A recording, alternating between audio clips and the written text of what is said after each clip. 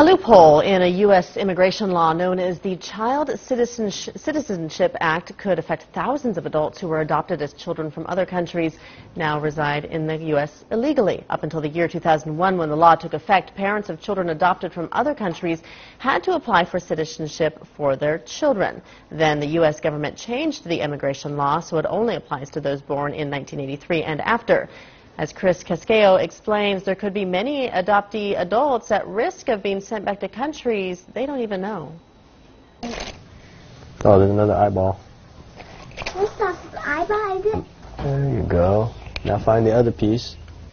Putting together the pieces of his early life hasn't been easy for Adam Krapser, who could be sent back to Korea. This stay-at-home dad does not know much about his biological mother, who gave him and his sister up for adoption in 1979. So she was part Korean and more than likely part American. He and his sister spent 5 years with a family in Michigan. There was a lot of, I guess you'd call it corporal punishment, but it was a lot of spankings and a lot of hitting. They gave him up, and after a year of bouncing around foster and group homes, the Krapser family from Oregon took him in, where he says the abuse worsened at the hands of his adoptive father.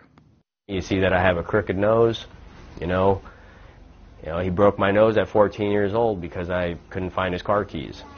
The Krapsers kicked Adam out of their house when he was 16, but not before he learned about what he says was the ultimate act of neglect. His adoptive father never applied for U.S. citizenship for him.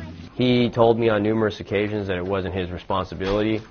Adam served time in prison for crimes he committed in his teens, including breaking into his parents' home to retrieve the only things that came with him from Korea, a Bible and rubber shoes.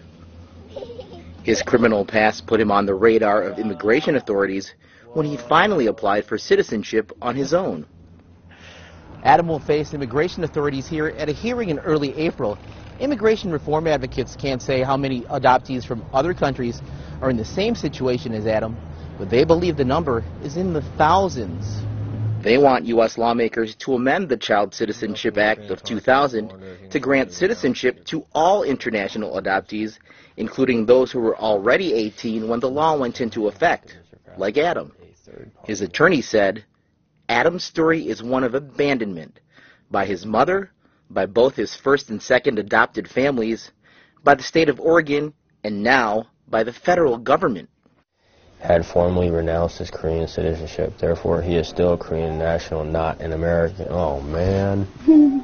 Since sharing his story on social media, Adam has heard from other adoptees who have been deported, and he worries about leaving the family he's worked hard to put together. The only thing that keeps me going is the family that I've worked hard to build. I don't deserve this family, I feel most of the time, but for some reason they love me. For some reason, they want me. A family now at risk of getting torn apart. Chris Casquejo, CCTV, Vancouver, Washington.